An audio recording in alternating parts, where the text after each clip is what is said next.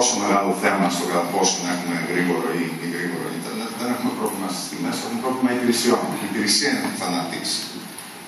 Εκεί νομίζω ότι το μεγαλύτερο θέμα που αντιμετωπίζουμε, και το λέμε ξανά και ξανά, είναι το θέμα αν πρέπει να υπάρχει μια γενική κατεύθυνση, μια στρατηγική, η οποία πιθανόν δεν είναι δουλειά ή ευθύνη του ρυθμιστή, όσον αφορά ποιος κάνει τι σε κάθε χώρα.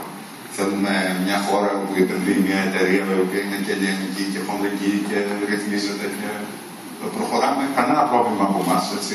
Απλά πρέπει να είναι ξεκάθαρο. Θέλουμε μια χώρα που φτιάχνεται ένα ανεξάρτητο ουδέτερο δίκτυο, όπως προσπαθεί το Υπουργείο ή τέλος πάντων να εξαγγέλει.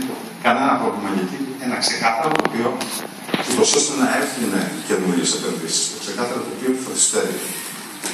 Προστασία των υφιστάμενων επενδύσεων και των θέσεων εργασίας. Επίσης θα δώσει καλό σήμα σε υποψήφιους επενδυτές, ώστε να έρθουν στη χώρα.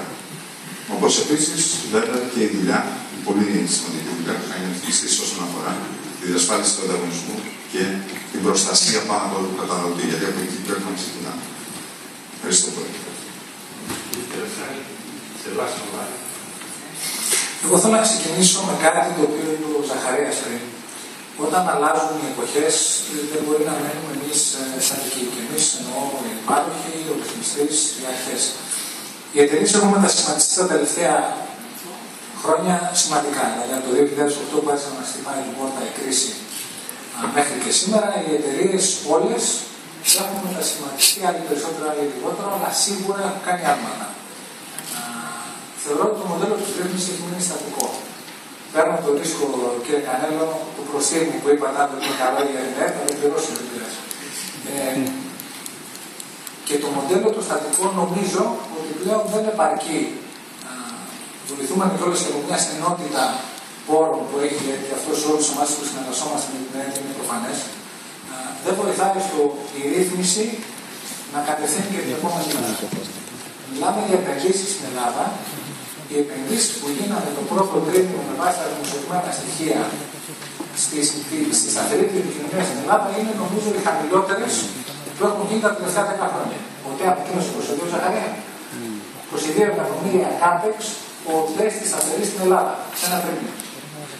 Αν λοιπόν εμείς θέλουμε να πάμε οπουδήποτε την επόμενη μέρα, αν θέλουμε να μιλάμε για δίκτυα νέας γενιάς, αν θέλουμε να μιλάμε για ανάπτυξη της ευρυζωνικότητας, πρέπει να λύσουμε την εξίσωση της ανάπτυξης και της επένδυσης. Για να το κάνουμε αυτό, το να πηγαίνουμε με τα συμβατικά εργαλεία, κατέθεσα το πακέτο, εξάντε ή εξπόστ ρύθμιση, έρχομαι μετά και το ξανακοιτάω. Και αυτός είναι ο ρόλος του ρυθμιστή, κατά την άποψή μου δεν δουλεύει. Και δεν δουλεύει το αποτελέσματος. Αν θέλουμε να έχουμε εθνική στρατηγική για την ανάπτυξη και τις τηλεπικοινωνίες, πρέπει να δούμε τους πόρους. Θα πω ένα πολύ γρήγορο παράδειγμα. Το πρώτο τρίμηνο του 2013, όλοι οι πάροχοι πλην ΟΤΕ πλήρωσαν στον ΟΤΕ ενίκιο για τους βρόχους πάνω από 50 εκατομμύρια ευρώ. Από αυτά τα 50 εκατομμύρια ευρώ, σε ένα δίκτυο το οποίο είναι 40 χρόνια κτλ. Έτσι. Από αυτά τα 50 εκατομμύρια ευρώ, χωρίς τους συνδρομητές του, έτσι, είναι τελείως εκτός. Φανταστείτε λοιπόν ότι αυθαρχείο περίπου 1.900 περίπου εκατομμύρια συνδρομητές των υπόλοιπων παρόχων, το ενίκιο των γραμμών του ΟΤΕ ήταν πάνω από 50, δηλαδή 53 εκατομμύρια ευρώ. Από αυτά ο ΟΤΕ επένδυσε 22. Εδώ λοιπόν έχουμε την πρώτη ανισορροπία στην εξίσωση της αξίας στην αγορά. Εάν θέλουμε να έχουμε επενδύσεις, πρέπει να διασφαλίσουμε ότι οι πόροι οι οποίοι κατευθύνονται στο δίκτυο αξιοποιούνται και γίνονται δίκτυα νέας γενιάς. Αυτό δεν μπορεί να γίνει όσο επενδύει ο ένας από τους παρόχους ή ο ένας από τους παρόχους είναι ο ιδιοκτήτης του συνολικού ακραίου δικτύου. Όσο καλά θα κάνει ο οποιοδήποτε ρυθμιστής στη δουλειά του, το μοντέλο είναι σταθερό. Αν λοιπόν εμείς θέλουμε σοβαρά σαν χώρα να μιλάμε για δίκτυα νέας γενιάς και για ανάπτυξη του ανταγωνισμού, πρέπει να ξεχωρίσουμε την υποδομή από την υπηρεσία. Και αυτό παγκοσμίως γίνεται με έναν τρόπο. Αν θέλουμε να ανοίξουμε την κουβέντα, έχουμε πιθανότητες να πάμε μπροστά. Αν θέλουμε να μιλήσουμε σοβαρά για λειτουργικό διαχωρισμό, η άποψή μας είναι ότι αυτή είναι η εικόνα για το μέλλον. Αυτό λοιπόν ο οποίος θα είναι ιδιοκτήτης του δικτύου, του ακραίου ειδικά δικτύου, θα είναι και υπεύθυνος και υπόλογος απέναντι στις αρχές για τις επενδύσεις που κάνει ή δεν κάνει. Όταν είπε λοιπόν ο Γιάννης ότι το 30% των ετοιμάτων ακυρώνεται ή δεν προχωράει, πηγαίνετε να βάλετε μια γραμμή στην Αντίπατο, πηγαίνετε να βάλετε μια γραμμή στο Διόνυσο, πηγαίνετε να βάλετε μια γραμμή στη Σταμάτα. Δεν μπορείτε. Όταν λοιπόν ο πάροχος, ο οποίος είναι ιδιοκτήτης του ακραίου δικτύου, δεν έχει την υποχρέωση ή δεν έχει και τους πόρους να επενδύσει, πόρους εξασφαλισμένους μέσα από αυτά που όλοι μας πληρώνουμε για το δίκτυο, έτσι. Το μοντέλο είναι στρεβλό. Άρα νομίζω ότι επειδή για τέταρτη χρονιά συζητάμε αυτό το θέμα, εάν δεν το βάλουμε μπρος, να πούμε ότι οι λύσεις για να προχωρήσει το δίκτυο ενέργεια μια στην Ελλάδα είναι αυτή, νομίζω ότι απλώς θα συζητάμε και του χρόνου.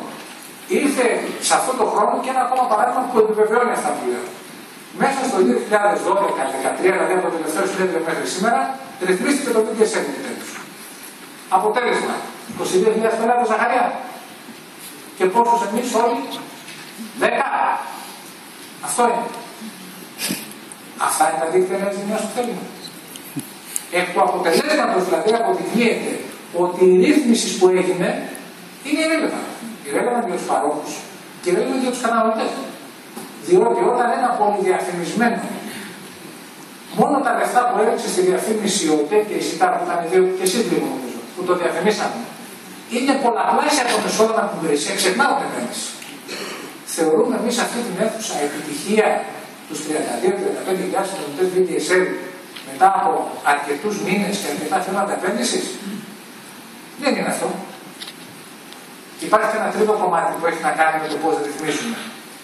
Έχουμε περάσει νομίζω πλέον σε μια εποχή πολύ πιο ανοιχτή και πολύ πιο διαφανή. Είναι κάτι το οποίο φαντάζομαι όλοι μας το σκεφτόμαστε, αλλά δεν έχει πέσει στο τραπέζι σήμερα. Η διαφάνεια στη ρύθμιση είναι νομίζω πλέον απαραίτητη. Είναι απαραίτητη για να είναι ανοιχτοί οι κανόνες του παιχνιδιού για σήμερα και για το αύριο, για να είναι ανοιχτοί οι κανόνες της επένδυσης. Εμείς λοιπόν, και νομίζω και όλοι οι πάροχοι, έχουμε ζητήσει επανειλημμένως από το ρυθμιστή το μοντέλο του υπολογισμού του περιθωρίου κέρδους. Όχι τα στοιχεία. Το μοντέλο, τους όρους του παιχνιδιού. Η απάντηση του ρυθμιστή δεν μπορεί να είναι δε στο δίνω. Η απάντηση του ρυθμιστή πρέπει να κατευθύνει την ανάπτυξη. Η απάντηση του ρυθμιστή πρέπει να λέει, κατά την άποψή μας, δεν μπορώ να σου δώσω τα στοιχεία του ανταγωνιστή σου, αλλά το σε ποιο γήπεδο θα παίξεις θα στο πω. Αυτό πρέπει να γίνει. Ήρθαμε εμείς, σήμερα είναι επέτειος, είπατε, από 20 χρόνια της ΕΕ. Σήμερα είναι και επέτειος από τους 3 μήνες που έχουμε ζητήσει ασφαλιστικά μέτρα για συγκεκριμένα πακέτα. Δεν τα έχουμε πάρει. Ναι. Να τους δώσω μαζί τις διεπληκτές, ναι. Θέλω λοιπόν να πω ότι όταν ζητάς ασφαλιστικά μέτρα και 3 μήνες μετά δεν έχεις πάρει απάντηση, αυτό δεν σε βοηθάει ούτε εσένα, ούτε τον ΟΤΕ δεν σε βοηθάει. Διότι και ο ΟΤΕ έχει από πάνω του μια σπάθα, η οποία λέει ότι μπορεί σήμερα να βγάλει μια απόφαση που σου πει σταμάτα αυτό το πακέτο. Τι προγράμματα θα κάνει. Η διαφάνεια, τα ανοιχτά χαρτιά. Έχουμε ζητήσει την εισήγηση της απόφασης για αυτά τα πακέτα. Επίσημα. Εγγράφος σε ολομέλεια. Τη ζητάω και εγώ, κύριε Πρόεδρε, από εδώ. Και λέω, σας παρακαλώ, δώστε μας την εισήγηση. Βοηθήστε μας να καταλάβουμε πώς σκέφτεστε και πώς δουλεύετε. Θα μας βοηθήσει στην αγορά. Κλείνω γιατί πήρα πολύ χρόνο. Εάν θέλουμε να μιλάμε για νέα εποχή τηλεπικοινωνιών, για δίκτυα νέας γενιάς, πρέπει να μιλάμε για διαχωρισμό της υποδομής από την υπηρεσία και να διασφαλίσουμε ότι οι πόροι τους οποίους όλοι μας και τελικά ο καταναλωτής πληρώνει για τα δίκτυα πηγαίνουν στα δίκτυα. Γιατί έτσι αυτά τα λεφτά, φανταστείτε αν το συνολικό κόστος του βρόχου που εμείς πληρώνουμε πήγαινε στην ανάπτυξη νέων δικτύων. θα είχαμε video sales σε όλη τη χώρα σε 1,5 χρόνο. Πιο πολλά θα ήταν τα λεφτά από το χρόνο απορρόφησης των επενδύσεων. Απλοϊκό το παράδειγμα, αλλά νομίζω αντικτικότατο. Το δεύτερο είναι μετασχηματισμός των υπηρεσιών, ακολουθούμε τη στάση της αγοράς και το τρίτο νομίζω διαφάνεια. Ανοιχτά χαρτιά σε όλους. Και εμείς και ο ΤΕΚ και ο ρυθμιστής. Να ξέρουμε τους όρους του παιχνιδιού και να μπορούμε να συνδιαλλασσόμαστε με διαφάνεια. Νομίζω είναι κρίσιμο για μας. Ευχαριστούμε κύριε Περιστάλη. Απλώς ας αποφεύγουμε τις νησιακές, τις καθημερινές επαφές. Θα τα λύσουμε αυτά σε επίπεδο άλλο στο συνεδρίο. Δεν υπάρχει θέμα. Όλα θα συνεχίσουν. Ο κύριος Γιαννακόπουλος. Ευχαριστώ κύριε Πρόεδρε. Καταρχήν ευχαριστώ μακροημέρευση στην ΕΡΕ. Σήμερα με την ευκαιρία της επαιτίου των 20 ετών. Θα ήθελα να μοιραστούμε το ακροατήριο την εμπειρία μου, διότι είχα την αγαθή τύχη να ξεκινήσω την καριέρα μου στην Ελλάδα από την ΕΡΕ το 2002.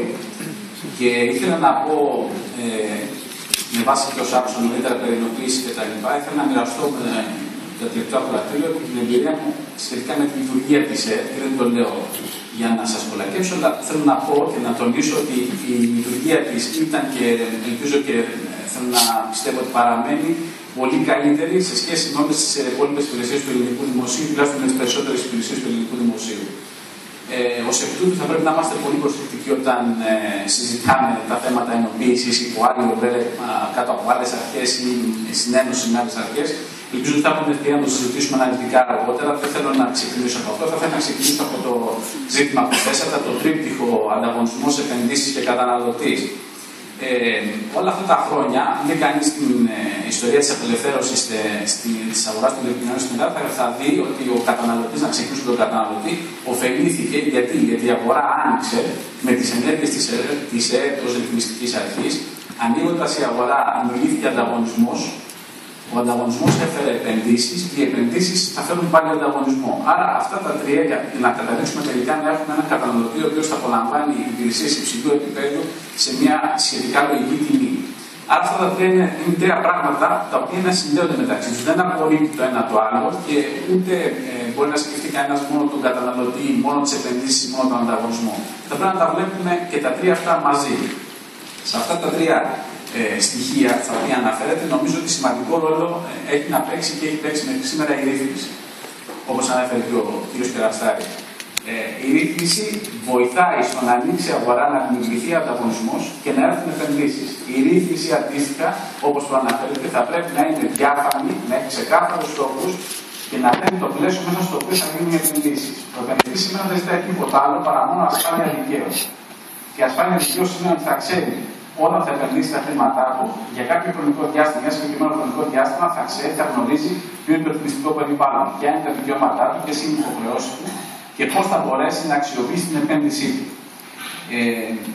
Δεν είμαι βέβαιος και νομίζω ότι θα αξίζει να το συζητήσουμε. Δεν είμαι βέβαιος ότι η απορρίθμιση μπορεί να έχει τα αποτελέσματα τα οποία ακούστηκε στην εκλεκτή ομίλη, ότι μπορεί να έχει, ότι να δημιουργήσει ανταγωνισμό και η αγορά μπορεί να αυτορυθμιστεί. Θα μου επιτρέψετε να παραπέμψω στις χρηματοοικονομικές αγορές, οι οποίες αυτορυθμίστηκαν και είδαμε που καταλήξαμε, για να φτάσουμε μετά από 20 περίπου χρόνια ο πρόεδρος ΦΕΔ να ομολογήσει ενώπιον του Κογκρέσου ότι βρήκε ένα λάθος στην διαδικασία αυτή και ότι μάλλον υπερεκτίμησε τις ικανότητες και τις δυνατότητες της χρηματοοικονομικής αγοράς να αυτορυθμιστεί. Έτσι λοιπόν θα ήθελα να επιστήσω την προσοχή μας όταν συζητάμε για απορρίθμιση. Η απορρίθμιση ναι, αλλά υπό προϋποθέσεις, εφόσον το επιβάλλουν οι συνθήκες, οι οποίες προφανώς μεταβάλλονται, προφανώς δεν είναι οι ίδιες οι συνθήκες σήμερα με 10 χρόνια πριν, με 20 χρόνια πριν. Αυτό είναι ξεκάθαρο, είναι διαμφισβήτητο, αλλά θέλω να πω ότι δεν πρέπει να ξεχνάμε ότι φτάσαμε εδώ επειδή ακριβώς είχαμε ρύθμιση. Φτάσαμε εδώ επειδή ακριβώς η ρύθμιση έφερε ανταγωνισμό, ο ανταγωνισμός έφερε καινοτομία, καινούργια προϊόντα, καινούργιες υπηρεσίες. Προς όφελος του καταναλωτή τελικά. Άρα, μην δαιμονοποιούμε τη ρύθμιση. Ενδεχομένως να χρειάζεται βελτιώσεις και θα πρέπει να συζητήσουμε, να κάνουμε ένα ειλικρινή διάλογο για το πώς πρέπει να είναι η ρύθμιση, αλλά δεν πρέπει να την δαιμονοποιήσουμε και να αποκλείσουμε ευθύς εξ αρχής. Δεν θέλω να πάρω περισσότερο χρόνο για να περάσουμε και στην κουβέντα. Αυτά ήθελα να πω αρχικά σε σχέση με το τρίτο που θέσατε. Ευχαριστώ πολύ. Ευχαριστώ και